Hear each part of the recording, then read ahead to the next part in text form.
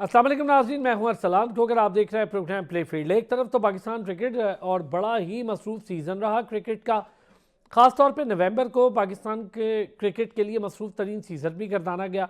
बहुत अच्छी क्रिकेट रही, पाकिस्तान ने बड़ी अच्छी क्रिकेट खेली। ओवरऑल हम मैचेस जीते, ये एक बड़ा अच्छा रहा। साउथ अफ्रीका आई, हमने उनके साथ जो टेस्ट सीरीज़ खेली, एक हमने जीता मैच, ये हमारे लिए बहुत अच्छा था। एक वो जीत गए, मामला ड्रॉ की तरफ गए। वही साउथ अफ्रीका जब अपनी टीम को उठाकर इंडिया लेकर गई तो उन्होंने उन्हें वाइट वॉश उनके घर में घुसकर किया। 25 साल का स्पैन था ये साउथ अफ्रीका के लिए। ड्राउट जिसे हम कहत कहते हैं, कि जीत का एक कहत था भारत के अंदर, और बड़े विकेटों को वो पूरा अपने हिसाब से क्राफ्ट करते हैं और हमेशा से इसके लिए मशहूर रहे हैं। ये तो हमने अब शुरू किया कि भाई अपनी मर्जी की विकेट्स होनी चाहिए, सबको हक है। और उसके जाल में वो खुद फंसे। उसके बाद वहाँ पर अब वनडे सीरीज़ का आगाज़ हुआ।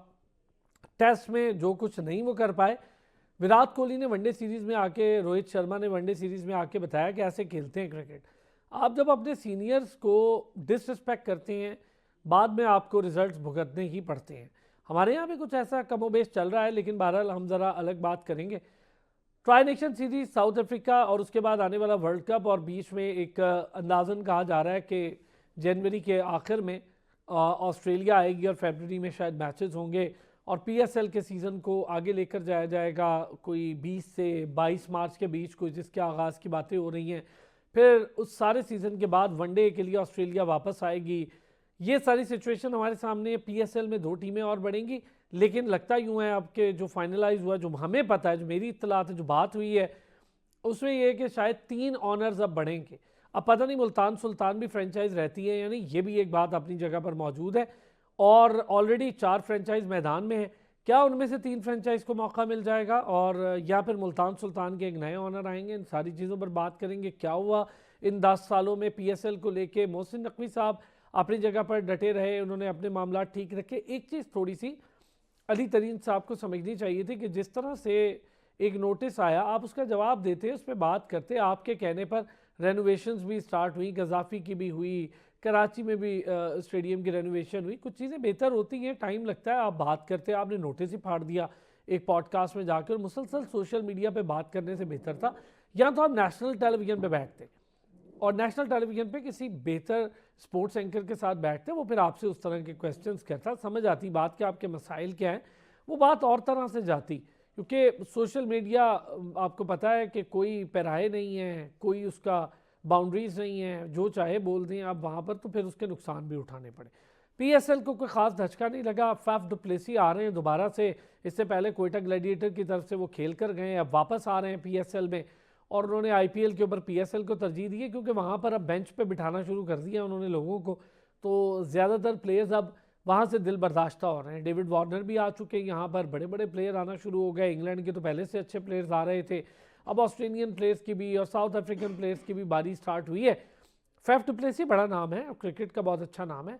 इवन दो कि वो इंटरनेशनल क्रिकेट से अब दूर हैं। उनकी पीक 2016, 17, 18 कहूँ तो वो थी, पर जाहिर है कि वो एक बड़ा नाम है, एक अच्छा नाम है, एक ब्रांड आता है तो दवाम बख्शता है आकर एक लीग को। तो हम ज़रा ओवरऑल क्रिकेट, उसके ढांचे, जैसी क्रिकेट हमने खेली, इन सारी चीज़ों पर बात करेंगे। वसी शाह हमारे साथ मौजूद हैं। वसी शाह स्पोर्ट्स जर्नलिस्ट भी हैं, क्रिकेट एक्सपर्ट भी हैं, हमारा रेगुलर हिस्सा भी हैं। ज़िशान नादिर महसूद साबिक क्रिकेटर हैं और मुख्तलिफ हवालों से रीजनल क्रिकेट हो, पाकिस्तान क्रिकेट बोर्ड हो, उस पर काम भी कर रहे हैं। ख़ुद भी इतनी लंबी उन्होंने शानदार क्रिकेट खेली। क्रिकेट एक्सपर्ट हैं, हमारे लिए रेगुलर हिस्सा हैं, हमारे साथ ऑन एंड ऑफ हमारे साथ हमारे प्रोग्राम का हिस्सा रहते हैं। फ़ाद लियाकत भी हमारा रेगुलर हिस्सा है, साबिक क्रिकेटर हैं। बहुत शुक्रिया जी तीनों हजरात का। वसी, पहले ज़रा हम ओवरऑल क्रिकेट, बड़ा मसरूफ़ सीज़न रहा नवंबर हमारे लिए, और मेरा ख्याल है इतना मसरूफ़ सीज़न कमो बेशी देखा हमने। और एक टीम जाती थी, दो दो आ जाती थी, तो बड़ा अच्छा रहा। और पाकिस्तान कमांडिंग पोजीशन में रहा। हमने वनडे भी अच्छे खेले, हमने T20 भी अच्छे खेले, टेस्ट भी मैं कहूँगा कि ठीक है, हम एक हारे ज़रूर, वो जीत सकते थे, वो हम अपनी गलती से हारे, पर एक हम जीते। सबसे पहले तो शुक्रिया अदा करूंगा श्रीलंकन क्रिकेट बोर्ड का और उसके साथ जिम्बाब्वेन क्रिकेट बोर्ड का कि जो इतने मसाइल वाले हालात में वो यहाँ पर रहे और उन्होंने सीरीज़ को मुकम्मल करके वो यहाँ से वापस गए। तो thanks to Sri Lankan cricket board, thanks to specially thanks to Sanath Jayasuriya जो उनके हेड कोच हैं। उनका बहुत बड़ा किरदार था इस चीज़ में। और फिर हमारे सिक्योरिटी फोर्सेस, हमारे जितने भी लॉ इन्फोर्समेंट एजेंसीज हैं जिन्होंने इस चीज़ को मुमकिन बनाया, उनका शुक्रिया। और फिर प्लेयर्स और फैंस का, जैसे ग्राउंड्स भरे, तो वो भी एक बड़ी चीज़ थी। और पॉजिटिव्स थे बहुत सारे। इस सीरीज़ से हम आज पॉजिटिव्स पे बात कर रहे हैं, तो सबसे बड़ा पॉजिटिव हमें पिछले कुछ अरसे से मोहम्मद नवाज़ नज़र आ रहे हैं कि वो जब उनको बैटिंग में चांस मिल रहा है वो बैटिंग कर रहे हैं अच्छी, जब उनको बॉलिंग में चांस मिल रहा है वो बॉलिंग कर रहे हैं, और वो फील्डिंग में भी अच्छा ऊपर आ रहे हैं। फिर बाबर आज़म का भी जो ऑन एंड ऑफ चलें, बीच में उनकी परफॉर्मेंसेस अच्छी नहीं थी, लेकिन आप उनसे यही एक्सपेक्ट करते हैं कि वो बड़े रन्स करते हैं, और उन्होंने किए भी। बीच में सेंचुरी भी आ गई, 2-3 फिफ्टीज़ भी हमने देखी, एक टेस्ट मैच में भी हमने 50 देखी। फिर जो आखिरी मैच, जब आप as a batter not out जाते हो, किसी भी सीरीज़ को ख़त्म करते हो एक फ़ाइनल में, तो वो भी एक कॉन्फिडेंस बूस्टर होता है। और बाबर आज़म का कॉन्फिडेंस में होना is the key for Pakistan in the world cup. तो हमने अगर वर्ल्ड कप को देखना है तो उसमें आपने बाबर आज़म को देखना है कि वो कितना कॉन्फिडेंट है, बिकॉज़ वो आपकी बैकबोन है इन द मिडिल ऑर्डर। जब ऊपर से एक विकेट जल्दी गिरती है तो आपके लिए बहुत ज़्यादा मुश्किलात होती हैं, तो he comes and he stick the innings together. तो ये चीज़ है। फिर शाहीन अफरीदी, मुझे बड़ा कंसर्न था कि वो इंजर्ड हो गए थे, लेकिन वो फाइनल भी खेले, और the way he is bowling वो भी बहुत अच्छा पॉजिटिव है। अब प्रॉब्लम हमें जो फेस करना पड़ रहा है वो यही है कि हमारे कप्तान की टीम में जगह नहीं बनती। ये एक बड़ी मज़ा का खेज़ बात है कि यार अभी आखिरी इनिंग तो बड़ी अच्छी खेल गए वो, आखिरी मैच में, फाइनल में सही, और फाइनल में तो सॉरी नहीं खेले, लेकिन इस पूरे सीजन में उन्होंने 150 लगा दी श्रीलंका के सर अगेंस्ट भी और एक साउथ अफ्रीका के अगेंस्ट भी। ठीक वनडे उनका गया। हाँ, T20 में मैं उनके मामला जरूर मौजूद हैं। देखें, मैं वनडे की बात नहीं कर रहा। Salman Ali Agha, we will stick to the T20 के अच्छा, टी मुझे एक ट्वेंटी में। चीज़ इसमें ऐड जी करें, जी। जो लास्ट मैच हुआ उसमें एक आपको चांस मिला, एलबीडब्ल्यू हुआ, आपको आउट दिया गया, आप बच गए रिव्यू पर, अगली बॉल पे आपने उसको कैच उठा कर दे दिया। और फिर दूसरी बात ये होती है कि आपको situation of the game, Fahd भाई भी बात करते हैं, हम भी ये सारे बात करते हैं कि सिचुएशन ऑफ द गेम आप कैसे रीड करते हो, ये मैटर करता है। फिर फ़खर जमान को आपने 6 पे खिलाया, वो कितना सस्टेनेबल है, कितना आप आगे खिलाओगे। लेकिन पॉजिटिव्स ये हैं। फिर एक दो चीज़ें जो मुझे लगी जो बेहतर हो सकती हैं, वो ये है कि न्यू बॉल बॉलिंग, चाहे वो वनडे हो चाहे वो T20 हो, आपने न्यू बॉल के साथ बहुत ख़राब बॉलिंग की है इस पूरे टूर्नामेंट में, पूरी जितनी भी सीरीज़ हुई हैं उसमें। फिर उसके अलावा अगर आप एक और नेगेटिव देखें तो वो ये है कि आपके प्लेयर्स स्टार्ट ले रहे हैं, 25-30 कर रहे हैं। साहिबजादा को देख लें, साइम को देख लें, जितने भी प्लेयर्स हैं, इवन बाबर आजम को भी देख लें, 50 की, लेकिन कभी वो ज़ीरो पे आउट हो गए, लेकिन कभी 20-25 करके वो विकेट थ्रो करने वाली जो बात है, वो प्लेयर्स को ये समझना होगा कि विकेट के ऊपर प्राइस लगानी है। ये नहीं है कि आप 30-35 करते हो तो फिर अच्छा, फिर आप आगे थ्रो टीमें इट भी अवे। देखिए ना, अगर इन टीमों के अगेंस्ट आप जिशान एग्जैक्टली। ऐसे विकेट थ्रो करें तो फिर तो ये खुद में एक बड़ा सवालिया निशान है भाई, क्या आप इन टीमों के अगेंस्ट विकेट थ्रो कर रहे हैं। जरा नई बॉल की बात हो रही है, फिर मैं बैटिंग पे आऊंगा। ओवरऑल सीरीज कैसी रही और कैसा रहा नवंबर हमारे लिए, जरा पहले इस पे कमेंट करें जिशान। अच्छा क्रिकेटिंग सीजन रहा हमारे लिए। जी शुक्रिया असान भाई। देखें, बहुत अच्छा एक सीजन रहा हमारे लिए, क्योंकि हमने जो है काफी क्रिकेट इसमें खेली। साउथ अफ्रीका की टीम आई, और उसके अलावा श्रीलंका की टीम से हमने खेला, फिर उसके बाद ट्राई नेशन सीरीज हुई। तो ओवरऑल अगर देखें तो ये हमारे लड़कों के लिए जो है वो अच्छा एक प्रैक्टिस सीजन था। उनको आगे वर्ल्ड कप आ रहा है, प्रिपरेशन मिली, बहुत अच्छी प्रिपरेशन मिली। ये दोनों टीमें इतनी competitive नहीं थी, लेकिन हर गेम जो होती है वो इम्पोर्टेंट होती है, वो चाहे छोटी टीम हो या बड़ी टीम हो। वैसे अच्छा तो अच्छा जिशान, ओपोनेंट को सॉरी, कभी। मुझे एक छोटा सा ब्रेक लेना है, मैं इस पे आके जरा डिटेल डिस्कशन करते हैं, एक छोटा सा ब्रेक लेते हैं, एक बार फिर खुश आमदीद कहेंगे। जिशान प्लीज कंटिन्यू कीजिएगा बात को। दूसरा मैं चाहूंगा आप इस पे जरूर बात करें, साउथ अफ्रीका अच्छे स्टैंडर्ड की टीम थी, फिर हमने उसके साथ श्रीलंका और जिम्बाब्वे देखी। श्रीलंका भी कभी कभी सरप्राइजिंग एलिमेंट होता है, बहुत डाउन स्टैंडर्ड नहीं है, लेकिन जिम्बाब्वे के मुकाबले में बेटर टीम है। पर साउथ अफ्रीका इस वक्त टॉप रेटेड टीम है, जैसे वो खेल रही है भारत जाके नजर आ रहा है। गुज़िश्ता रोज के मैच पे भी मैं बात करूंगा, चंद रन से हारे हैं वो, बड़ा क्लोज गया वो मैच। विराट कोहली की इनिंग और रोहित शर्मा को निकाल दें तो वो मैच तो था ही नहीं फिर कुछ। बाकी जरा साउथ अफ्रीका के अगेंस्ट से शुरू करते, कैसा रहा, हमने साउथ अफ्रीका के अगेंस्ट कैसा वनडे और कैसा T20 खेला। जी बिल्कुल, देखें, साउथ अफ्रीका के अगेंस्ट हमने जब खेला वो भी बहुत अच्छी हमने सीरीज खेली। और श्रीलंका के अगेंस्ट भी हमने अच्छा खेला। कभी ऊपर नीचे होता रहता है, गेम है। ऑब्वियसली दूसरी ओपोनेंट जो होती है वो भी कोशिश करते हैं कि वो भी जीते मैच को। और फिर जिम्बाब्वे और श्रीलंका वाली ट्राई सीरीज, तो ओवरऑल अगर आप देखें तो पाकिस्तान ने एक बहुत अच्छी परफॉर्मेंसेस दी हैं। हम सिर्फ नेशनल टीम के अलावा नहीं, हम शाहीन है, सुपर सिक्सेस हैं, अंडर 19 वाले भी सारे जो है हमने इस पूरे सीजन में, जो 6 महीने का ऑब्वियसली या 5 महीने का सीजन रहा, पाकिस्तान की क्रिकेट ने बहुत फ्लरिश की है। नो डाउट आपके जो होते हैं वो कुछ की पॉइंट्स होते हैं, उसको आपने बेहतर करना होता है, कुछ चीजों में आप अच्छे नहीं होते, उनको बेहतर करना होता है। ओवरऑल अगर अब देखा जाए तो हमारी जो क्रिकेट है वो इसमें ऊपर गई है, बजाय ये कि हमेशा से हम देखते रहे कि नीचे गई है। थोड़ा सा जो मेरा कंसर्न है, हमेशा से एक कंसर्न है कि हमारा जो वर्ल्ड कप होने वाला है उसमें अभी तक हमें हमारी जो है वो टीम फाइनल नहीं हुई कि हमारे 15 का या 16 का जितने का भी स्क्वाड होगा वो कौन से होंगे।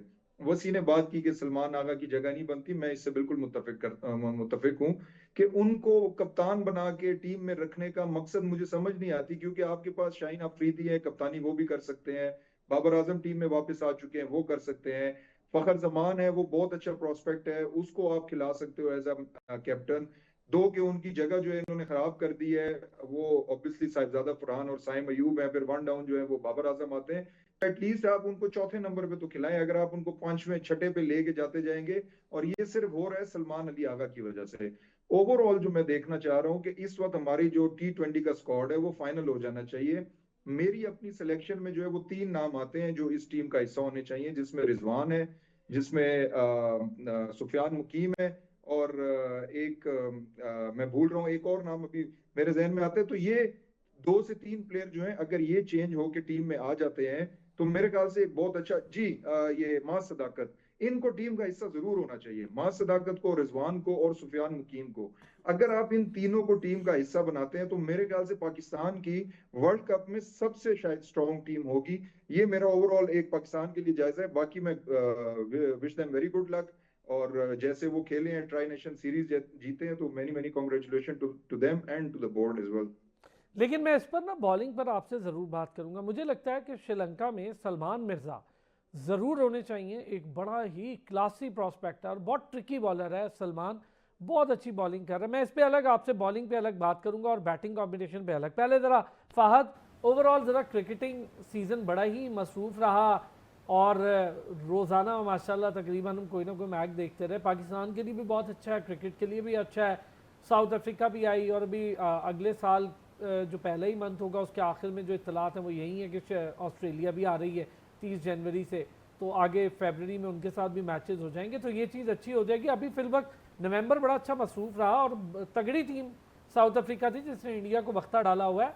फिर उसके बाद ट्राई नेशन सीरीज थी। ओवरऑल क्रिकेट कैसी खेले, सीजन कैसा रहा? चला देखिए जी, लड़के जितनी ज्यादा क्रिकेट खेलेंगे उतने ज्यादा इम्प्रूव होंगे। क्रिकेट खेलने से ही आप इम्प्रूव करते हो, फिर जितनी ज्यादा क्रिकेट होती है आपको उतने ज्यादा कॉम्बिनेशंस ट्राई करने में आपको चांस मिलता है, जो कि पाकिस्तान ने किया भी। अगर आपने देखा हो कि अभी तक ये कॉम्बिनेशन कोई ट्राई कर रहे हैं, लेकिन वही मसला आ रहा है ना कि आपने अगर जिस मुल्क के अंदर एक दो स्टार रह जाते हैं ना बड़े, फिर उस मुल्कों में मसला आ जाता है। वो चाहते हैं कि उस स्टार को हर जगह पे फिक्स किया जाए, जो कि हम बाबर को बेसिकली लेके कर रहे हैं। मतलब जिशान भाई ने बड़ी अच्छी बात की है, मैं बिल्कुल एग्री करता हूँ। इन्होंने तो कहा जी कि 3 लड़के चेंज हो जाए। मैं आपको बताऊं कि बाबर चल जाए it's a luck, but still I am on the same page कि Babar is not a T20 player. जो पूरी दुनिया में T20 क्रिकेट हो रही है, बाबर जो है ना वो जबरदस्ती अपने आप को बीच में कोप अप करने की कोशिश कर रहा है, क्योंकि he is not naturally T20 player.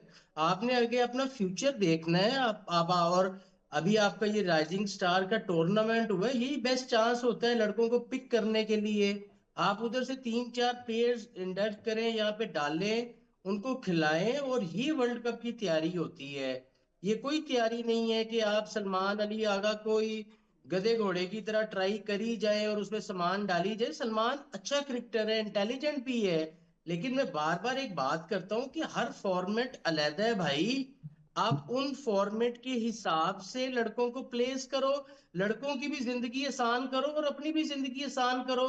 अब जिस तरह उन्होंने बात की कि फखर जमान जो है, आप उसको कप्तान बना सकते हो यार, नवाज को आप कप्तान बना सकते हो। इन्हीं दोनों में से अगर आप किसी को कप्तान बनाओ, सलमान अली आगा को निकालो, बाबर को निकालो, आपकी टीम बैलेंस हो जाती है। लेकिन जब तक आप इन दोनों को ट्राई करते रहोगे कि हाँ जी ये आज चलेगा, कल चलेगा, परसों चलेगा, नहीं जी चौथ चल जाएगा, तो फिर हम चलते ही रहेंगे ना इस तरह। कॉम्बिनेशन, बेस्ट कॉम्बिनेशन अब आपके लिए वर्ल्ड कप आ रहा है, आपका फर्स्ट टारगेट जो है वो वर्ल्ड कप होना चाहिए। और उसमें आपको ये देखना है कि वर्ल्ड कप आपने सिर्फ श्रीलंका के अगेंस्ट नहीं खेलना या जिम्बाब्वे के अगेंस्ट नहीं खेलना, वो इंडिया के अगेंस्ट भी खेलना है। तो आपका कॉम्बिनेशन उस तरह से होना चाहिए। ठीक है, मैं बाबर पे कॉम्प्रोमाइज कर लेता हूँ कि जी नहीं, बाबर को हमने खिलाना ही खिलाना है, खिला लें आप बाबर को। लेकिन आप सलमान अली आगा साहब की तो जान छोड़े ना, उसकी जगह किसी को कप्तान बनाए। उधर एक पूरा बैट्समैन इंडल्ट होता है। और बिल्कुल मैं इत्तेफाक करता हूँ, ये उस्मान खान की जगह आपको रिजवान को खिलाना चाहिए। रिजवान जो है वो फिर भी स्ट्राइक को रोटेट करना जानता है। फिर रिजवान को ऑर्थोडॉक्स शॉट्स आती हैं जो कि T20 में चाहिए। अब बाबर का मसला ये है, बाबर को ऑर्थोडॉक्स शॉट्स ही नहीं आती हैं। Babar is by the book player, T20 is not by the book. मैं दिस इज द आपकी इशू। बात से एग्री हूँ, लेकिन एक चीज ये है, अब जीता हुआ कप्तान है जी, ट्राई नेशन सीरीज भी जितवा दी है साउथ अफ्रीका के अगेंस्ट, आप T20 भी बहुत अच्छा खेल गए, जीत भी गए आप चीज़ों को, वेस्ट इंडीज़ भी आप जीत आए। हाँ, आपने एशिया कप अच्छा नहीं खेला, लेकिन फिर हमने जो पहले ट्राई नेशन सीरीज यूएई में खेली वो भी आप जीत गए। काफ़ी सारी जीत अब सलमान अली आगा के हिस्से में आ गई है, तो आप नहीं उसको चेंज कर सकते वर्ल्ड कप तक। नहीं, मैं देखिए क्रिकेट को ना, आप क्रिकेट को इस तरह से नहीं नाप सकते हैं कि जी ये कैप्टन बना दिया है तो ये इतने जीत गया है। इस तरह से नहीं हो सकता कभी भी ना। ये आपने जितनी भी सीरीज गिनाई है, ये कोई टॉप टीयर सीरीज नहीं हमने जीती हैं। हाँ, हम जिस दिन जाके इंग्लैंड को इंग्लैंड में हराएंगे, इंडिया को इंडिया में हराएंगे, ऑस्ट्रेलिया को ऑस्ट्रेलिया में हराएंगे, तो फिर मैं मानूंगा। ये इन सीरीज को मैं नहीं मानता हूं जो सलमान अली आगा की कप्तानी में आपने जीती हैं। अच्छा ये बताएं फहद, ठीक है मैं आपकी बात से एग्री हूँ, लेकिन क्या आपको नजर आ रहा है कि वो हटेगा, सलमान अली नहीं हटेगा? अब मुझे बताएं, उसके होते हुए बीच में आप क्या इंडक्ट कर सकते हैं, मिडिल ऑर्डर और लोअर मिडिल ऑर्डर पे क्या हो सकता है? फहमाद सदाकत को ले आएंगे, खिलाएंगे कहाँ, कहाँ खिलाएंगे जी उसको? मार्क, मैं तो देखे जी उसको चांस दूंगा जिस नंबर पे उसने राइजिंग कप के अंदर रन्स किए हैं ना, इज मैं नॉट उसको उसी ये नंबर नहीं पे देंगे चांस ना, दूंगा। जी वो प्लेयर ही नहीं है ये उतना नहीं भाई। देंगे ना, आप तो दे देंगे, आपकी टीम हो तो मैं 100% समझ सकता हूँ कि टेक्निकली चीज़ें ये जी नहीं देंगे। इधर चांस उसको मिला भी तो बेंच पे बैठा रहेगा, हसीबुल्ला वाला हाल होगा, या कामरान गुलाम वाला 3-3 साल बेंच पे बैठेगा, कोई एक आधा मैच मिल जाएगा। ये प्रॉब्लम है ना फहद। नहीं, तो देखिए ना, फिर बात सुने, मैं और आप यहाँ बैठ के सजेशन ही दे सकते हैं ना, एनालिसिस ही कर सकते हैं। मैं अब सलमान अली आगा को टक्कर तो मार नहीं सकता कि साइड पे हो जा। सही बात है, यही बात तो मैं मैं आपसे तो कर रहा बात ही हूँ। कर सकता हूँ। मैं यही बात आपसे कह रहा हूँ, आपकी बात दुरुस्त है, लेकिन अच्छा, एक इसमें एक और पॉइंट है। अब हम बेसिकली, अब शहीन शाह अनफिट था और आपने उसको ये फाइनल खिला दिया है।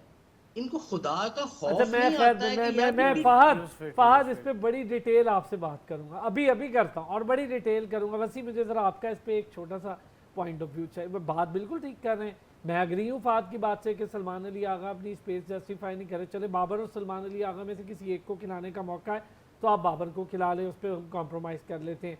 लेकिन रिजवान नहीं है आपके पास, पता नहीं वहाँ सदाकत भी होता है या नहीं, ये तो अभी हम वैसे बात कर रहे हैं, मुझे तो कंफर्म है कि नहीं होगा। यही आपके पास टीम रहेगी जो मुझे अंदाज़ा है। क्या करेंगे, क्या चेंजेस करेंगे? कोई चेंजेस नहीं? नहीं, एक चेंज हो सकती है। जिस तरह उस दिन आप वहीं पे मौजूद थे शायद, जब ये सवाल किया गया सलमान अली आगा से कि शादाब आपके प्लान्स में कहाँ पे हैं, तो उन्होंने कहा कि वो एक बहुत अच्छा प्लेयर रहा है और वो जब आएगा तो वो स्ट्रेट इनटू द टीम आएगा। अब आप कप्तान और कोच की सिंकिंग देखें। पोस्ट मैच जो पिच साइड शो होता है उसमें माइक हेसन ने ये बात की है, ये जुमला था उनका कि हम उन प्लेयर्स को वर्ल्ड कप के लिए नहीं लेके जाएंगे जो कॉम्पिटिटिव क्रिकेट पिछले कुछ अरसे से नहीं खेले हुए। हाँ जी, शादाब खान ने आखिरी कॉम्पिटिटिव मैच मुझे लगता है 6 महीने पहले खेला था या 8 महीने पहले खेला था, if I am not wrong. ठीक है, तो अगर उनकी बात मानी जाए तो Shadab is not coming in to the team, और कप्तान को ये कहना चाहिए था is not in our ideas और पार्ट। ठीक है, लेकिन उन्होंने एक कंट्रोवर्शियल सा सवाल का जवाब दे के और वो वहाँ से चले गए। ठीक है, दूसरी चीज़ ये है, जो चीज़ें सुनने में आ रही हैं, जो मेरी इतलात हैं, वो ये है कि अगर शादाब खान टीम में वापस आते हैं तो he might be leading the Pakistan cricket team in T20 world cup.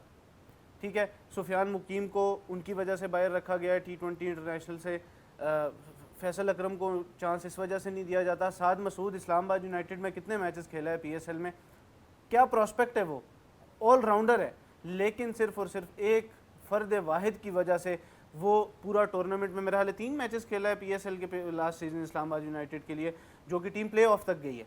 ठीक है, 13-14 मैचेस में से उसको सिर्फ 3 मिले हैं, और वहाँ पे कप्तान कौन है? शादाब खान है। ठीक है, ठीक है, माज की बहुत अच्छी परफॉर्मेंस है, माज ने जिस नंबर पे रन्स किए हैं वो उस नंबर का प्लेयर नहीं है, मैं आज भी कह रहा हूँ, वो उसने बहुत अच्छा रन्स किए, सब कुछ किया। ठीक है, मैं ये दो चीज़ें बनेगी, एग्जैक्टली 2 चीज़ें हैं, एक तो जगह नहीं बनेगी, दूसरा वो उसका नंबर ही नहीं है। आप अगर, मैं इन दोनों भाइयों की इस बात पे एग्रीड हूँ कि अगर आप माज को लाना भी चाहते हो तो ला के आप उसको सलमान वाली जगह पे खिलाओगे, आप कभी भी उसे ओपन नहीं करवा सकते इन बिग सिचुएशंस। आपने हसीबुल्लाह की भी हम बात करते रहे ना, लिस्ट ए में उसके 56 की एवरेज भी है ना, क्या हुआ? एक मतलब लोअर टीम, जैसे हम कह रहे हैं कि वो लोअर टीम थी, उसके खिलाफ हमने डेब्यू करवाया, क्या हुआ? 8 बॉलों पे 0 करके आउट हो गया। तो international cricket is something else, A cricket is something else, PSL is something else. मौका भी नहीं है ना भाई, हम किसी को दुई मैच दे ही नहीं सकते, हमारा वो ऐसी है, वो ऐसी बात है, और उसमें कसूर हम फैंस का भी है, हम यहाँ पे जो लोग बैठे होते हैं उनका भी है कि हसन नवाज को जब वो PSL में 5वें नंबर पे रन्स कर रहा था, सब ये कह रहे थे बहुत अच्छा जनरेशनल टैलेंट, ये वो।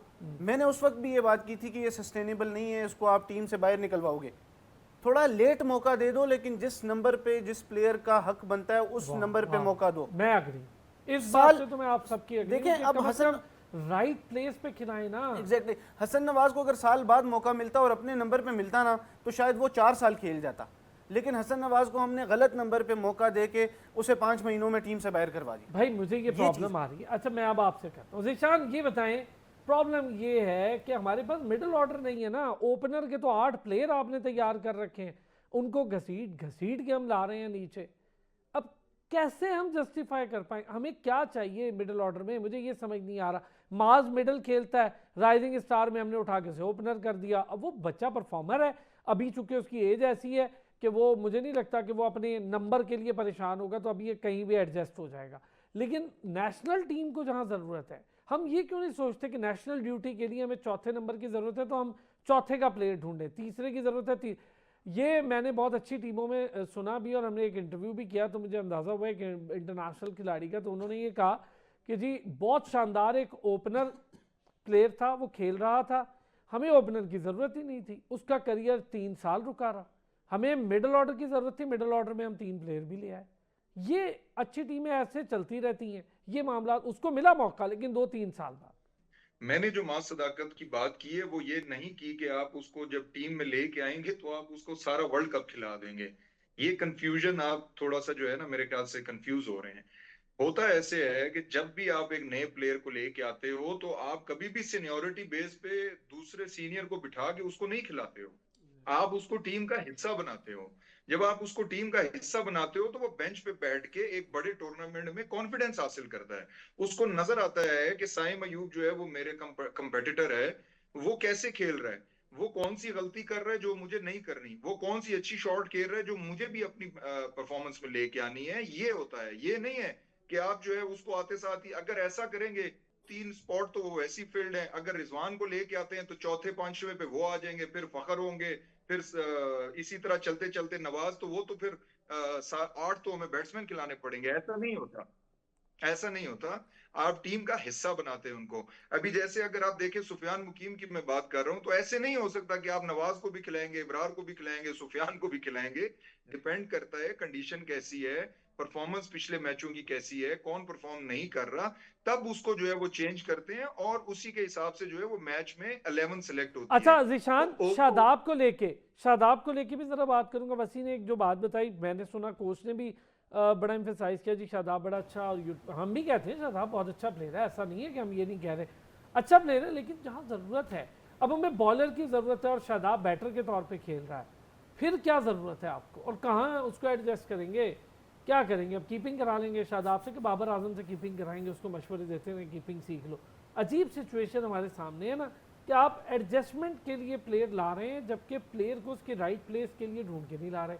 मैं ज़रा ब्रेक लूंगा, वापस आता हूँ इस पर बात कर। एक बार फिर खुश आमदीद कहेंगे। ज़ीशान, ये जो डिस्कशन हम कर रहे हैं ना, इसमें इंपॉर्टेंट पहलू ये है कि कुछ प्लेयर्स ऐसे हैं हमारे यहाँ जो प्रायोरिटाइज हैं। मैं शादाब की बात करूंगा, वो वापस आएगा, खेलेगा, फिर किसी की प्लेस कॉम्प्रोमाइज़ होगी और आप उसको बतौर बैटर खिलाएंगे, एक ओवर भी नहीं कराएंगे। जैसे हुसैन तलत को आप लिए फिर रहे हैं, खुशदिल शाह को लिए फिर रहे हैं, ना आपने ओवर कराना, ना उनसे बैटिंग करानी, उसको T20 में भी डाल दिया, हर जगह डाल दिया हुसैन तलत को। ऐसे ही शायद आपके साथ होगा, कहाँ एडजस्ट करेंगे। फिर सारे कह रहे हैं जी, कैप्टन भी कह रहे हैं वो आएंगे तो डायरेक्टली खेलेंगे, और ऐसे कैसे आप बगैर प्रैक्टिस, बगैर मैच प्रैक्टिस ये सब देखे। कायदे आज़म चल रही है, पूरे पूरे सीज़न निकल गए हैं, हसन अली के अलावा कोई मुझे ऐसा प्लेयर नहीं नज़र आ रहा जो आपकी टीम में खेल रहा और कभी उसने जहमत भी की हो कायदे आज़म खेलने की। देखिए सलाम भाई, जो आपने बात की है शादाब की, पर्सनली वो मुझे पसंद है कि वो टीम में हो। फील्डिंग में बहुत जो है वो इलेक्ट्रीफाइंग होते हैं, बहुत जो है ना वो इंथुजियाज्म लेके आते हैं, उनकी वजह से पूरी टीम जो है वो फील्डिंग में जान मारती है। बैटिंग में भी अपने PSL की टीम की तरफ से जब खेले हैं तो अच्छा उन्होंने परफॉर्म किया, दो के इस पाकिस्तान की टीम में ऑन एंड ऑफ करते रहे। लेकिन मैं कभी भी ऐसे नहीं कर सकता कि एक बंदा 8 से 10 महीने से मैं इंटरनेशनल ना खेला हो और मैं उसको डायरेक्टली जो है वो टीम का हिस्सा बना दूं, ये नहीं हो सकता। और अगर देखा जाए तो मेरे ख्याल से शादाब जो है वो इस वक्त 2 साल पीछे जा चुके हैं। अगर आप ऑलराउंडर्स की बात करें तो मोहम्मद नवाज ने बहुत ज्यादा परफॉर्म कर दिया है, फहीम अशरफ ने बहुत ज्यादा परफॉर्म कर दिया है, ये अब जो है वो प्रॉपर एक टीम का हिस्सा बन चुके हैं एज एन ऑलराउंडर। तो इनकी रिप्लेसमेंट जो है वो बहुत मुश्किल होगी। मैं आपको एक बताता चलूं एक बात कि 2004 में जब ऑस्ट्रेलिया की टीम टेस्ट की जो टीम थी वो बहुत ही बड़ी टीम थी उस वक्त, उसमें बड़े बड़े नाम थे, लैंगर थे, हेडन थे, पॉन्टिंग थे, और फास्ट बॉलर्स में अगर आप देखें तो उस वक्त मैग्राव थे, उस वक्त कैस्प्रोविच थे, उस वक्त गिलिस्पी थे, उस वक्त एंड्रयू बिकल थे, और जो पांचवा बॉलर था वो ब्रेट ली था। और ब्रेट ली जो है वो 12 टेस्ट मैच बाहर बैठा है, 12 टेस्ट मैच। क्या आप समझ सकते हैं, क्या आप समझ सकते हैं कि ब्रेट ली अच्छा बॉलर नहीं था? नहीं, वो अच्छा दुनिया का तेज तरीन बॉलर भाई शोएब अख्तर और ब्रेट ली का तो ये सोच भी नहीं सकते को बाहर बैठे जी। लेकिन प्रॉब्लम ये नहीं थी, प्रॉब्लम ये है कि वो अपने जो प्रीमियम बॉलर से जो कि परफॉर्म करते आ रहे थे उनको बाहर नहीं कर सकते थे, जिसमें मैग्रा थे, जिसमें कैस्प्रोविच थे और गिलिस्पी थे। और थोड़ा सा उनकी आप प्लानिंग देखें कि उनको ये समझ आ रही थी कि इस वक्त मैग्रा भी अपने प्रीमियम टाइम से जा चुके हैं, वो भी रिटायरमेंट के करीब हैं, कैस्प्रोविच भी रिटायरमेंट के करीब हैं और गिलिस्पी भी। तो उन्होंने इस यंगस्टर को साथ रखा, उस वक्त ब्रेडली यंग थे, उन्होंने इनको साथ रखा। एंड्रयू बिकल जो थे वो एक एक्सपीरियंस बॉलर थे जो कि बाद में इनको रिप्लेस करते होते थे।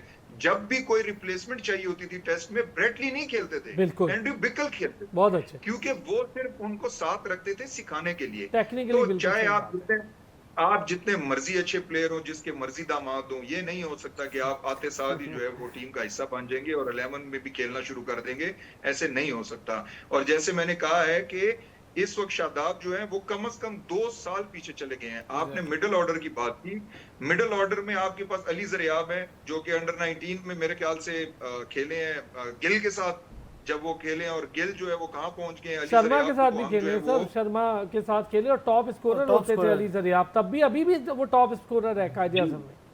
जी। तो अभी वो कहाँ पे पहुंच चुके हैं, और हम अली ज़रियाब को जो है वो शाहीन की टीम में भी सिलेक्ट नहीं करना चाहते। फिर हमारे पास जो है और इस तरह के शामिल है, शाहजेब है, साद बेग है, कमाल खेल रहा है साद बेग, तो खैर क्या उसका फुटवर्क है, क्या उसका स्टार्ट, लेफ्ट आर्म के हमारे पास प्लेयर्स ही कम है ना सर, इतने अच्छे लेफ्टी प्लेयर्स की जरूरत होती है आपको टीम में। जी, वो तो अगर आप ये डोमेस्टिक स्टैट्स देखें तो पहले जो 10 टॉपर्स हैं उसमें 9 लेफ्ट हैंडर्स हैं, 9 लेफ्ट हैंडर्स हैं जिन्होंने टॉप किया हुआ है हाईएस्ट स्कोरिंग में। और दूसरी तरफ जो थोड़ी सी अमेजिंग बात है कि लेफ्ट हैंडर इधर टॉप कर रहे हैं पहले 10 में, और दूसरी तरफ जो हाईएस्ट विकेट टेकर हैं उसमें 7 स्पिनर हैं, और वो सातों के सातों स्पिनर में से 5 जो है वो लेफ्ट आर्म स्पिनर हैं। तो आपके पास इसका मतलब है ऑफ स्पिनर कोई भी नहीं है सिवाय उस्मान तारिक के। उस्मान तारिक जो है वो यहाँ पे मसरूफ थे, वो फर्स्ट क्लास खेल नहीं सके। तो वहां पे अजीब सा फर्स्ट क्लास हुआ है और इतनी फ्लैट विकेट्स बनाई है। मेरे ख्याल से ये पाकिस्तान की कायद-ए-आज़म ट्रॉफी की हिस्ट्री का अजीब सा एक फर्स्ट क्लास सीजन हुआ है जिसमें सेंचुरियों की भरमार लग गई है। इसका मतलब है कि ये कोई अच्छा सीजन नहीं था। आप इसको छोड़ दें कि इन्होंने 900 स्कोर कर दिए या जो भी है, इसमें सीखने का अमल कहीं भी नहीं था। अभी शामिल हुसैन है और इस्लामाबाद के एक और है हमजा वहीद, इन्होंने 4-4 सेंचुरीज की हैं टॉप ऑर्डर में। लेकिन क्या है कि ये सिर्फ खेलना जानते हैं, तेज शॉट है, इनसे डिफेंस होता नहीं है। अभी शामिल जो है वो बहुत अच्छा प्लेयर है, लेकिन उसको चाहिए कि वो ये भी सीखे, वही हमजा को भी और शामिल को भी, कि टेस्ट जो होती है या 4 डे होती है वो सिर्फ 2 शॉट्स पे चलती है, एक डिफेंस और एक लेफ्ट पे। तो हमें ये जब तक नहीं आएगा तो हम चाहे जितनी मर्जी सेंचुरियां करते रहें, जितना मर्जी डोमेस्टिक में स्कोर करते रहें, इससे फर्क कोई नहीं पड़ेगा। और एक आखिरी बात करता चलूं, जो सरप्राइजिंग तो नहीं कह सकते लेकिन सरप्राइजिंग इस सेंस में है कि इस वक्त भी मोहम्मद अब्बास जो है वो सेकंड हाईएस्ट विकेट टेकर हैं आपके। एग्जैक्टली सर लेकिन आप ये देखें ना, इन्हीं डेड पिचेस पे मैं बात करता हूँ आपसे वैसे, लेकिन पहले ज़रा फहद यही बात ज़रा, शामिल हो गए, शाहजेब हो गए, साद हो गए, अली जरियाब हो गए, ये टॉप परफॉर्मर्स हैं। दूसरी तरफ आप अगर बॉलिंग में देखें, यकीन करें पैचेस में नाम आ रहे हैं, ये बेचारा कुछ कर रहा है, बॉलर्स का कसूर नहीं है। अब्बास जो विकेट ले रहा है, जो मैंने देखा, वो अपने एक्सपीरियंस पे ले रहा है, वो एक लाइन लेंथ पे विकेट ले रहा है। विकेट में ऐसी जान नहीं है, कोई निशान बैठे हैं, बहुत अच्छा गाइड कर सकते हैं बतौर बॉलर, आप खुद क्रिकेटर हैं, तो ये ज़रा बताएं मुझे। आज जब डोमेस्टिक की बात ही चल निकली है तो शादाब खेल नहीं रहे, वो सही कह रहे हैं कि 2 साल पीछे गए, अब उनकी इंडक्शन कैसे हो सकती है? ये पॉसिबिलिटीज हमारे लिए बड़ी अजीब है। सर पहले ना मैं, क्योंकि ये पिचेस की बात हो रही है और मैं पहले पिच की ही बात करने लगा था, जहां आपने मुझे कहा कि जी दोबारा मैं आपसे बात करता हूं। मुझे पहले ये बताएं, जो आपका कल फाइनल हुआ है ट्राई सीरीज का, आपने नोट किया है कि ये पिच किस किस्म की थी? आप शहीन आपका प्रीमियर बॉलर है और वो इंजरी से वापस आ रहा है, आप उसको पिच क्या दे रहे हो? ये एक डेड पिच होती है, एक डेड से भी डेड पिच होती है। ये वो वाली पिच थी, अगर आप लोगों ने गौर किया हो, स्पिनर का बॉल घुटने से ऊपर नहीं आ रहा था। अब ऐसी पिच के ऊपर जहां शहीन ने अपना कमबैक भी करना है, उसने लोगों को दिखाना है कि यार मैं शहीन हूं, तो आप शहीन को यार थोड़ा सा रूम तो दो। आप थोड़ी सी पिच ही अच्छी बना दो। उधर से कौन सा माइकल होल्डिंग या गार्नर बॉलिंग करने लगे हैं श्रीलंका की तरफ से, जो आपने इतनी डेड पिच बना दी। सही है, ठीक है, अगर आप इस तरह की पिचेस बना के मैचेस जीतोगे तो होगा क्या? इससे होगा ये कि जब आप ऑस्ट्रेलिया जाओगे, आप साउथ अफ्रीका जाओगे, आप इंग्लैंड जाओगे, आपके बैट्समैन एक्सपोज हो जाएंगे। और यही होता है हमेशा। आप ऐसा करो कि आप आईसीसी से बात कर लो कि यार हमारी जितनी क्रिकेट है ना, वो आप श्रीलंका, पाकिस्तान और बांग्लादेश में करा दें, हमें बाहर ना बुलाया करें, और यहाँ पे आप चैंपियन बन जाएंगे। अब आप बाहर जाएंगे फहद चले, अभी तो मैं ये लिवरेज दे देता हूँ कि आपने वर्ल्ड कप खेलने वहां जाना है, लेकिन सिर्फ वर्ल्ड कप ही तो इवेंट नहीं है ना। आपकी बात सही है, हमने बाहर भी दुनिया में खेलना है। मैं आऊंगा इस पर, जो डोमेस्टिक में जो कुछ हो रहा है फहद, आप मेरी बात कंप्लीट होने देना प्लीज। देखिए प्लीज, आपने बात की कि अब्बास ने जी आउट कर दिए हैं और आपके बैट्समैनों ने फर्स्ट क्लास में बहुत रन्स कर दिए हैं। वो इसीलिए कर दिए हैं कि सारी बैटिंग विकेटें है ना, हम यहाँ पे पिचेस पे घास ही नहीं छोड़ते, दुनिया पोर्टेबल पिचेस पे चली गई है। और हम फैसलाबाद की, पिंडी की, मैं आपको एक बात बताऊं, जिशान भाई भी बैठे हुए हैं।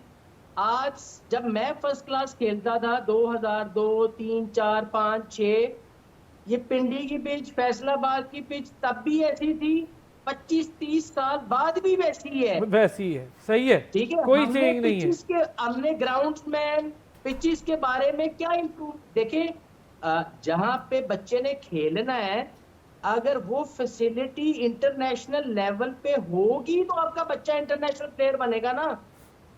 सही है, अग्री। आपकी वो फैसिलिटी ही इंटरनेशनल लेवल पे क्वालिफाई नहीं करती तो यहाँ बच्चा रन कर देगा। मेरा पूछने का ये मतलब है फहद आपसे, अब हम 800-800, 900 रन देख रहे हैं, जैसे अभी जिशान ने भी कहा, इसमें क्रिकेटर्स का तो बेचारों का कसूर नहीं। अब उनके लिए प्रॉब्लम ये है कि जब वो नई टीमों को फेस करते हैं तो वहाँ प्रॉब्लम आती है। मैं ये कहता हूँ जब आप शाहीन बनाती हैं तो इन लड़कों को रोटेशन पॉलिसी पर मुसलसल England, Australia, south Africa, New Zealand रखें ताकि ये चैलेंजिंग कंडीशंस को फेस करें, ज्यादा टूर कराएं, वो हम कराते नहीं हैं। अच्छा, मैं आपको एक और बात बताता हूँ कि पहले भी बैटिंग पिचेस होती थी, लेकिन आपको पता है कि आपके जो प्लेयर्स थे, बॉलर भी और बैट्समैन, वो फ्लरिश कहाँ से करते थे? वो फ्लरिश करते थे ब्रिटिश काउंटी से। आपका जो बैट्समैन के कम कॉन्ट्रैक्ट्स होते थे, बॉलर्स के ज्यादा कॉन्ट्रैक्ट होते थे। अब वसीम अकरम पॉलिश कहाँ पे हुआ? लंकाशायर में। वकार यूनुस ने रिकॉर्ड आउट किए थे गिलमॉर्गन की तरफ से, मुझे आज भी याद है, शायद 100 आउट कर दिए थे। ऐसा ही है। अब बात ये है कि हमारे जो अब लड़के हैं वो बिग बैश खेलने को तरजीह देते हैं, वो काउंटी खेलने को तरजीह नहीं देते, क्योंकि काउंटी बहुत मेहनत वाला काम है। वहाँ 4 दिन 4 डे होना है, एक रेस्ट होना, वनडे खेलना है, उससे जान जाती है। यही तो प्रॉब्लम है बॉस, ये तो आपके यहाँ डोमेस्टिक नहीं खेल रहे। हम देखें शॉर्टकट पे चल रहे हैं ना, तो जब हम शॉर्टकट पे चलेंगे तो हम वैसे ही प्ले प्रोड्यूस करेंगे, शॉर्ट टर्म वाले, लॉन्ग टर्म वाले। अब देखिए आपके पास जवेद मियांदाद क्यों नहीं आता जो 20 साल 25 साल क्रिकेट खेले?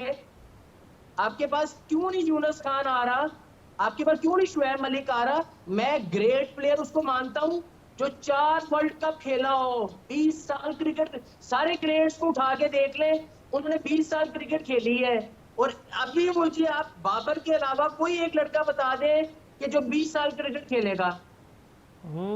वसी आप कुछ एड अप भी करना चाह रहे थे? सर मैं सबसे पहले तो जो ऑस्ट्रेलियन मिसाल दी, जिशान भाई बहुत पीछे चले गए। अभी ये एशेज सीरीज़ की आपसे बात करूं, सैम कॉन्स्टस की टॉप ऑफ द ऑर्डर जगह नहीं बनती थी, उन्होंने नहीं खिलाया। मैट रेनशॉ बहुत स्कोर कर रहा है, नहीं खिलाया। कैमरन बैनक्रॉफ्ट, वो सैंड पेपर वाला जो मामला हुआ था उसके बाद वो बाहर हुए, अभी भी वो कॉन्टिन्यूसली रन्स कर रहे हैं, लेकिन उन्होंने उसे लाके ये नहीं किया कि चलो यार रन्स कर रहा है, 5वें पे खिला देते हैं, 6ठे पे खिला देते हैं। वैसे वो टीम बहुत बैलेंस्ड है, लेकिन फिर भी हमारे जैसा कोई होता तो कहता चलो यार ऐसा स्कोर करता तो जाता ही ना बाहर का। एग्जैक्टली, सारा कुछ एक चीज़। दूसरी चीज़ ये है कि देखें हमारे प्लेयर, मैं जिस दिन मैं पहला कायद आज़म ट्रॉफी का मैच देख के यहाँ पे आया था, मैंने उसी दिन बात की थी कि पिचेस का स्टैंडर्ड लो है, पिचेस ख़राब हैं, और आपने अगर कंसिस्टेंसी मेंटेन करनी है तो आपको वही पिचेस देनी पड़ेंगी जो आप टेस्ट क्रिकेट में जैसे भी खिला रहे हो। आप टर्नर बना ले हो तो ऊपर भी टर्नर, नीचे भी कायद आज़म ट्रॉफी में भी टर्नर बनाओ। एक चीज़, ग्राउंडमैन की बात हुई सर, मैं आपको वसूख के साथ ये कह सकता हूँ कि नेशनल असेंबली से जो हमारा बजट पास हुआ है उसमें कम से कम उजरत मजदूर की 37,000 है। आपके ग्राउंडमैन को 32 हज़ार रुपया पीसीबी दे रहा है, तो हाउ यू एक्सपेक्ट, फाद भाई ने कहा कि हाउ, मैं अग्री करता हूँ कि हाउ यू एक्सपेक्ट कि यार वो आपको मेहनत करेंगे, वो आउट ऑफ द वे जाएंगे और वो एक्स्ट्रा ऑर्डिनरी काम करेंगे।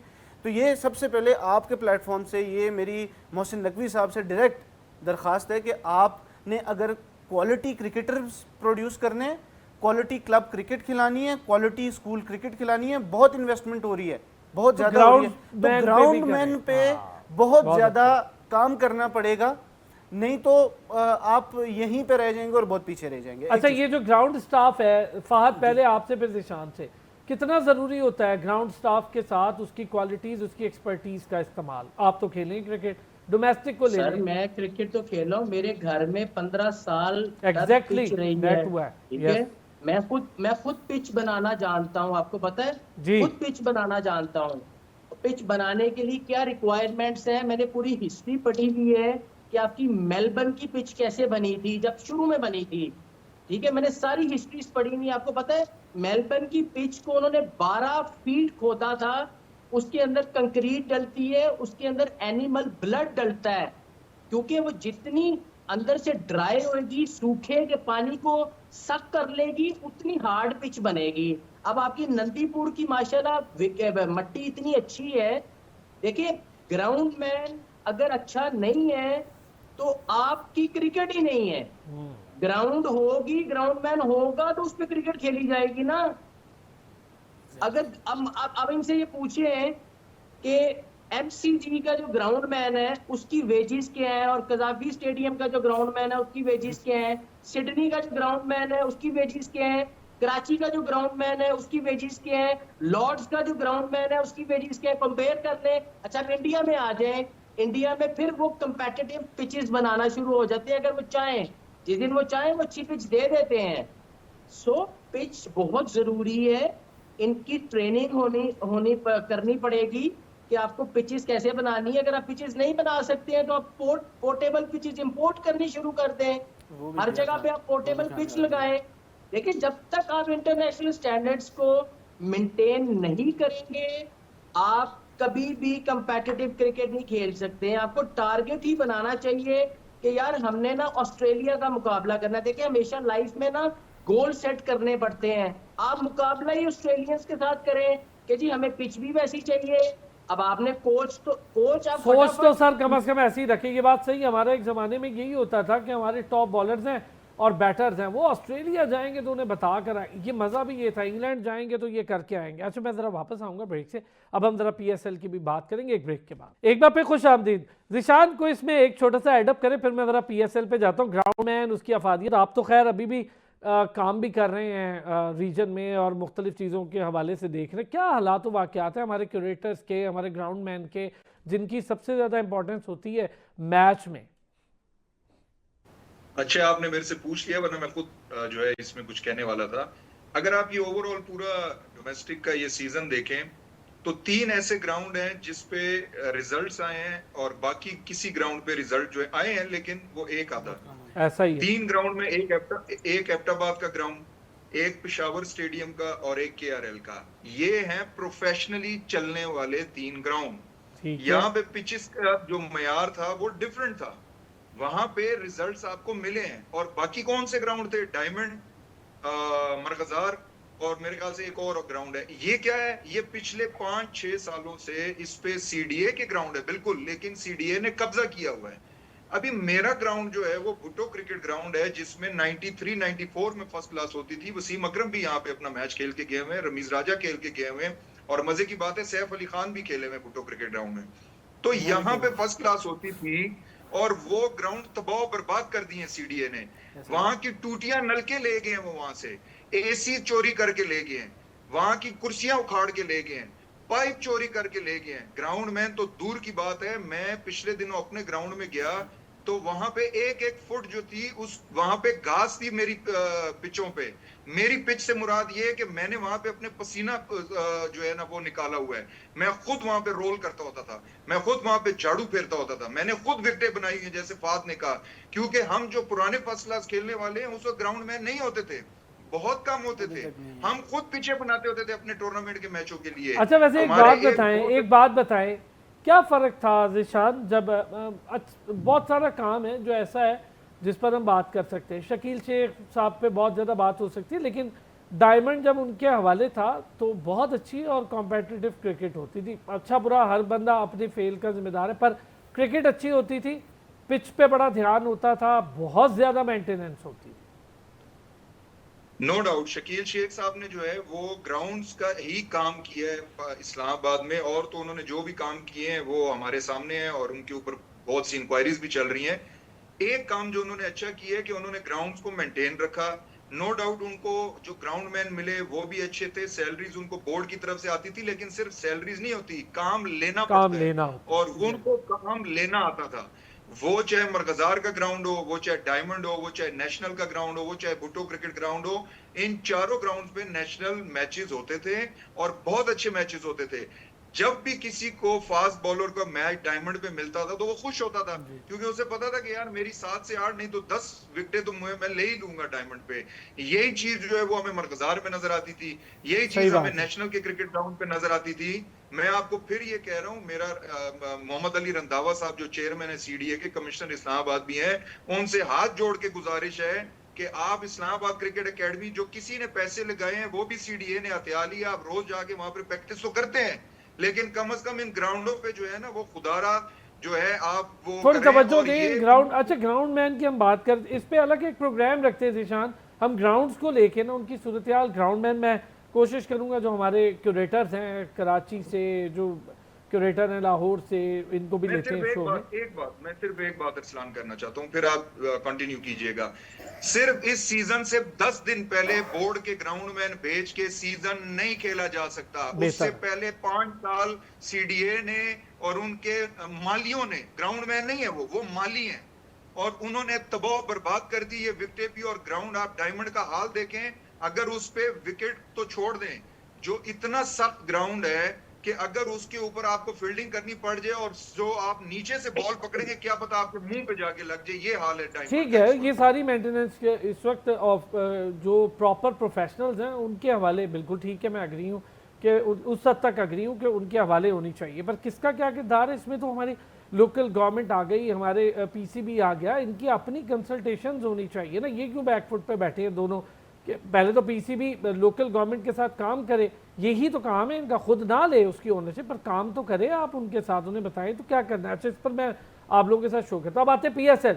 सर, फैफ डु प्लेसी आ रहे हैं दोबारा पीएसएल में, वसी शाह साहब, और अच्छी बात है, बड़े नाम भी आएंगे, टीमें भी बढ़ेंगी। मुल्तान सुल्तान के तो अब मुझे लगता है ऑनर, ये मैं आपको बता रहा हूँ, अभी तक ये भी कंफर्म नहीं है कि फ्रेंचाइज अपना नाम भी रख पाएगी या नहीं, ये भी चेंज हो सकता है। देखिए, डुप्लेसी के आने से ये होता है कि एक्सपीरियंस, जिस तरह अभी हम बात कर रहे थे कि जब आपके पास आपके प्लेयर्स के साथ खेलने वाले इंटरनेशनल बड़े स्टार आते हैं जिन्होंने वर्ल्ड कप्स खेले होते हैं, जिन्होंने साउथ अफ्रीका की कप्तानी की है, तो वो एज अ होल पीएसएल के लिए, लेकिन जो हमारे ख़ास तौर पे यंगस्टर्स हैं उनके लिए बहुत मैटर करता है कि जब वो आएंगे तो वो होगा। दूसरी चीज़ ये है कि जब 2 टीमें बढ़ेंगी तो आपको 40 प्लेयर, चलें अगर उनमें से दोनों टीमों के अगर 8 प्लेयर्स जो या 10 प्लेयर्स जो होते हैं वो अगर ओवरसीज़ आप निकाल लें तो 30 प्लेयर्स को पाकिस्तान के और ज़्यादा चांस मिलेगा। यानी 2 टीमें बढ़ेंगी तो ऑब्वियसली 20-20 प्लेयर्स का पूल होता है, तो 5 इंटरनेशनल्स होते हैं, तो 15 लड़के हमारे दोनों टीमों में नए आएंगे।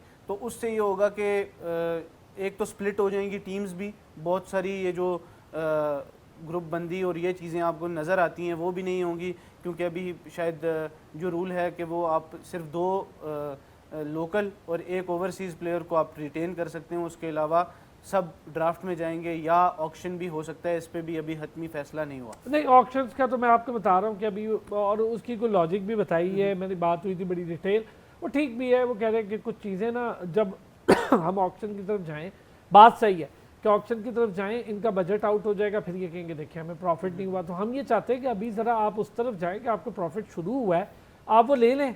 कुछ 2-4 साल, 3 साल, 5 साल, इसमें चेंज भी हो सकता है। ये ऐसा नहीं है कि पूरे 10 साल एक जैसा रह सकता है, कर सकते हैं। और दूसरा, मुल्तान सुल्तान्स की जो बात की वो ये है कि अली तरीन ने तो जो करना था वो कर लिया, and he is no more with PSL, ठीक है।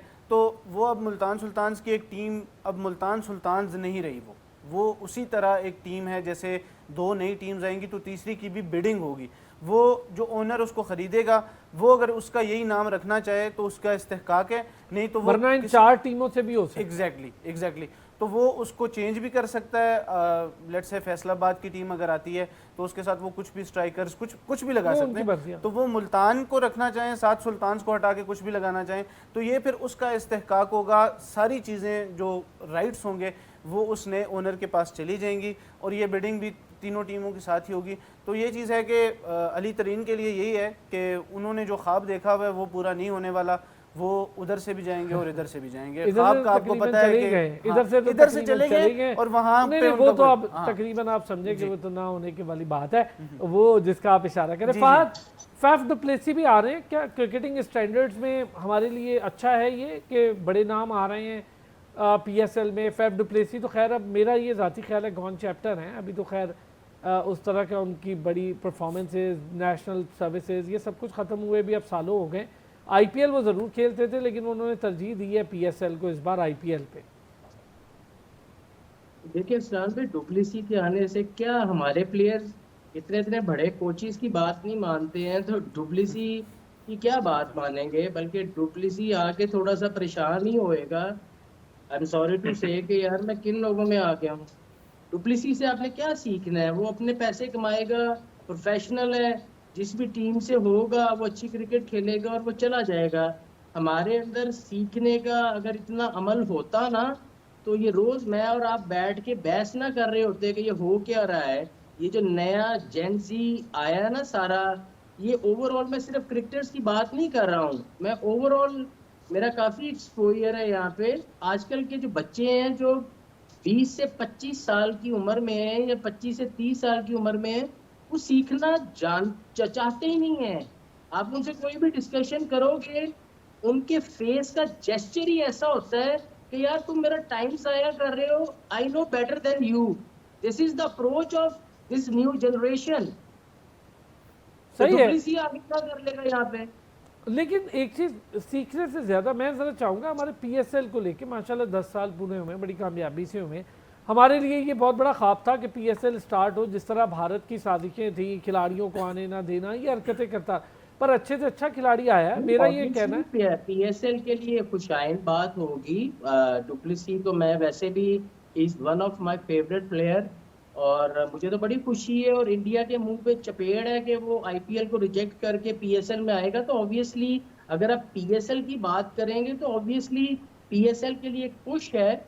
और पीएसएल के जो भी करता है, जब आप दो टीम्स को ऐड कर रहे हो तो हमें इंटरनेशनली पीएसएल की अच्छी मार्केटिंग भी करनी चाहिए टूवर्ड्स द बिगर प्लेयर, कि आप उनको मोटिवेट करें और उनको बुलाएं। इंग्लैंड के काफी सारे प्लेयर्स हैं आप जिनको बुला सकते हो, और ये इसी तरह से लीगें बड़ी होती हैं ना, आपको इंटरनेशनल मार्केटिंग भी करनी चाहिए टूवर्ड्स द प्लेयर्स।